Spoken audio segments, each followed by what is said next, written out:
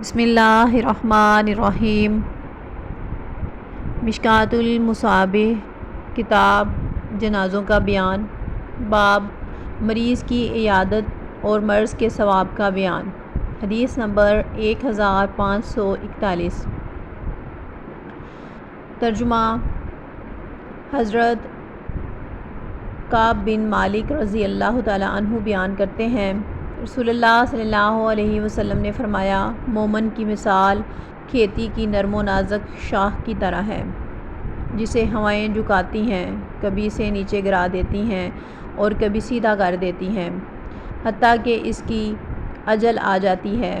جبکہ منافق کی مثال صنوبر کے درخت کی طرح ہے، جس پر کوئی چیز اثر انداز نہیں ہوتی، حتیٰ کہ وہ ایک ہی مرتبہ ٹوٹ جاتا ہے۔